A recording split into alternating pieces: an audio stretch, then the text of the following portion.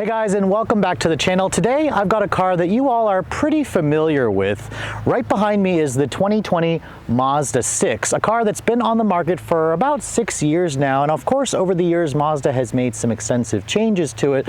So for this Redline vlog, I'm going to go over the 2020 Mazda 6 and we're going to find out, is this thing still worth a look if you guys are looking for a mainstream family sedan? Stay tuned to find out.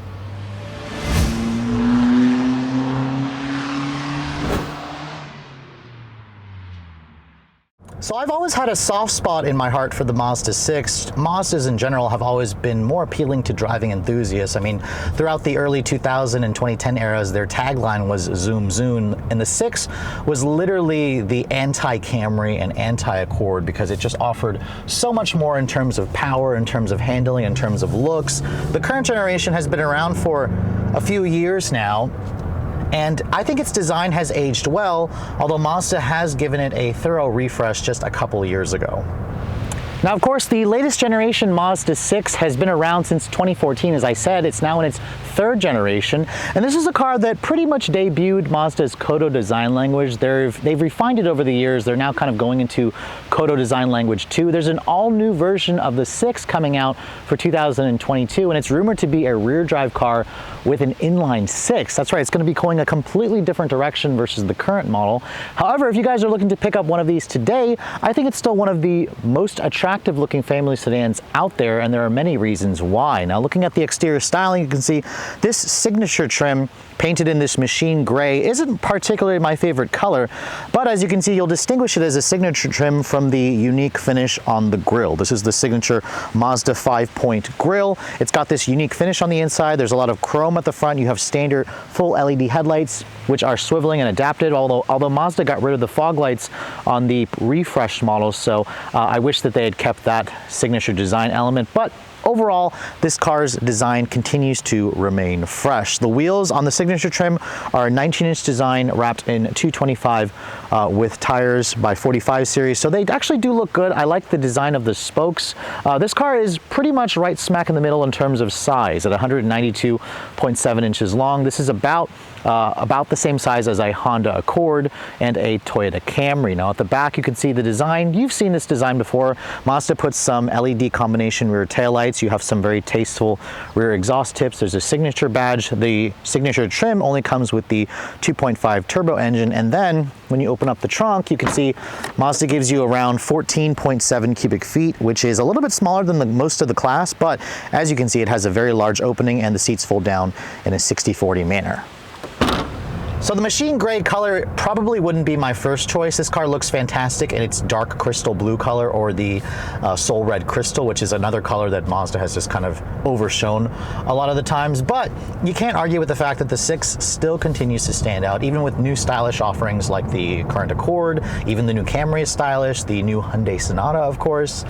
The 6 will continue to look good over the years. But I am very excited to see, what the next generation, of course, is going to look like. Now, in terms of the interior, Mazda also is going all in with their Mazda premium philosophy, and this technically is the flagship of the Mazda sedan lineup. And the one thing they added last year was Apple CarPlay and Android Auto, which is a big thing. Finally made the infotainment system a little bit more usable. But this signature trim also has a bunch of other niceties that make you feel like you're driving a luxury car. Now, on the inside of the latest Mazda 6, you guys should be pretty familiar with this interior as well. The seats on the signature trim, they're really comfortable. I really like the Nappa leather that they use in here. They also have pretty aggressive bolstering, so I actually do get held in place very well, which is not typically what you find in the mainstream family sedan segment. Now, getting in here, and looking at the rest of this cabin, you can see Mazda Premium is in full force here. This car's cabin will remind you a lot of luxury cars, and when I shut the door has a relatively solid sounding thunk. I still don't like the placement of the engine start-stop button. I think it's a little too high. But as you can see, the Signature includes a heads-up display. You've got a slightly digital instrument panel, of course, behind the steering wheel, and a 360 camera was added for this generation. Although check out the graphics, very 2010, maybe even pre-2010. At least it has trajectory, of course, and you know, it has the rear view camera as well when you put it into reverse. But come on, Mazda, this needs to be replaced like yesterday. It is a very dated looking system. It is a touchscreen, which isn't the same as Mazda's newer 8.8-inch screen on the 3, but the touchscreen, I should note, only works when you are at a full stop. As soon as I start moving, the touchscreen goes away and you have to use this little control pad to control that. But as you can see with the Signature trim, I love the genuine stitching over here on the dash, covered in the suede Alcantara. There's some more stitching over here. It's a soft touch injection molded plastic here. I like the overall design with the wood grain on the Signature trim. You have the metal trim. I believe the wood and the metal trim is actually genuine. You have a soft touch plastic here on the door panel, more of that wood and the aluminum trim. It's a padded armrest over here. Window controls are auto up down for all four, which is definitely nice. Makes you feel like you're driving a luxury car. Down here, it is a hard touch plastic, and the Bose premium sound system in this car sounds pretty good. It's much better versus some of the, you know, premium sound systems you get in some Honda models. Now, looking at the steering wheel here, you can see this is the older Mazda steering wheel. It has a tilt and telescoping function, which is nice. You can get pretty comfortable in this car. It has a good amount of adjustability.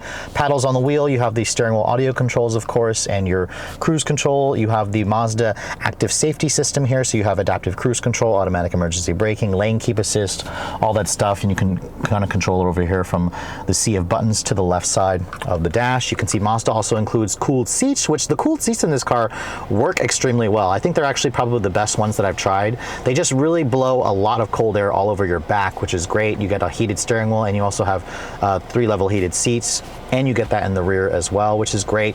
The one thing they did add this year or last year is Apple CarPlay, which is fantastic. You can see the CarPlay, actually, I really like the way it looks, especially with this smaller 7-inch screen. It's very easy to use, but again, it's easy to use when you're at a stop, because that's when it's a touchscreen. If I start moving, I have to use this little control dial, which isn't quite as intuitive, and I think that Mazda needs to seriously just implement touchscreens. That is what people technically want. It's a little bit easier to use that way. I like the dual zone climate control with these very high quality knobs and buttons. Very easy to use. This is controlling the 6-speed automatic, which is down 2 to 4 gears compared to some of the competition. A little bit of storage here. There's no wireless phone charger in this car, which sucks. There's a sport mode here, which Mazda is pretty simple. It's either in sport mode or it's in normal mode. And then you have a nice cup holder area over here with a nice sturdy lid. I love the genuine stitching here all over the center console, which is great. This is a nice soft padded armrest, and you also get 2 USB ports, your SD card slot, and your actual 12-volt power outlet in there, which is nice. The glove compartment, as you can see, is pretty big. It's stamped and it's lined with felt. And then Mazda sadly does not offer a pano roof. If you guys are looking for that option, you're gonna have to go look at some of the competition. Here in the back seat, the Mazda 6 has always been a little bit on the smaller side for the segment. For this current generation, it's not bad. This is about the same size as what you get in the Toyota Camry, a little bit less than what you get in something like a Honda Accord. But getting back here, you can see at 5'7", I have a pretty good amount of legroom, good foot space. There is a hump here that intrudes on the middle passenger. I do like the 2 rear seat air vents. You have 2 mount pockets over here, which is nice. And then when you close the door, the materials are actually soft touch, which is great. It's kind of carried over through the front seats. And then if you fold down this armrest here, Mazda actually gives you 3-level heated seats, which is great, some storage, and 2 more cup holders. So the back seat is usable. It's just not the most spacious one in the segment. So the inside of the current 6 definitely has its pluses. I really love the comfortable seats you get on the Signature trim, and they just hold you in place very nicely. And while the inside does feel slightly more cramped than some of the competitors, I would argue that for someone like me, it feels very much just cozy and comfortable, and you'll still be able to squeeze, you know, 4 people, 4 average size adults in this car with relative ease and comfort. It's just a really pleasant all-around daily driver. It's one of the reasons why the 6 continues to be an appealing choice if you guys want a vehicle like this. But the current one, when it came out, it was slightly underpowered. Mazda rectified that a couple of years ago with the addition of a new engine. Now, when this Generation 6 first debuted a few years ago, it was deemed underpowered by a lot of enthusiasts. Mazda rectified that a couple of years ago with the addition of this 2.5-liter turbocharged Skyactiv G direct injection 4-cylinder. This has 227 horsepower if you guys put regular in it, or 250 when you put the recommended premium, and up to 310 pound-feet of torque. Those numbers are decent. The most torque in the segment, however, but horsepower is a little bit low. You'll get a little bit more horsepower on something like a Toyota Camry or a Honda Accord. For example, it all goes out through a one-choice only 6-speed automatic. This is not a replacement for the old Mazda Speed 6 like some of you remember from the first generation model. This car only comes with front-wheel drive. I wish Mazda would offer all-wheel drive in this thing. And it weighs a little over 3,500 pounds. Mazda says you should get to 60 around the 6-second mark, and fuel economy is rated at 23 in the city, 31 on the highway.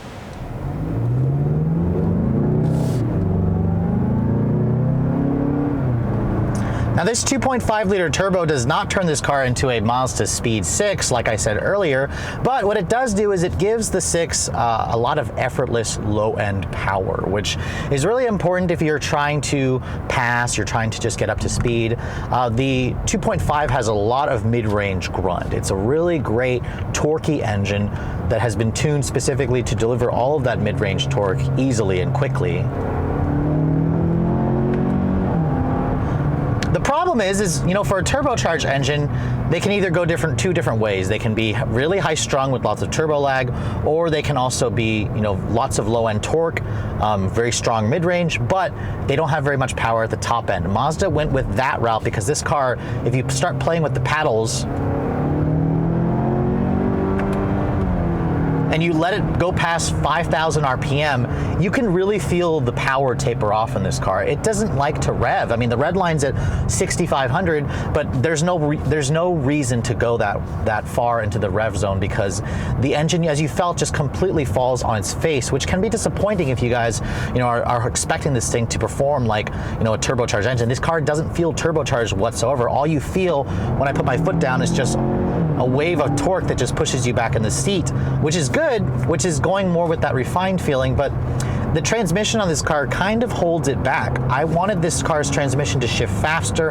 I don't like how widely spaced the gear ratios are. It just kind of falls out of the meat of the power brand pretty quickly, which can be frustrating because the Accord with its 10-speed has a very snappy transmission with all of those, you know, gear changes it'll do. It's just much more pleasant.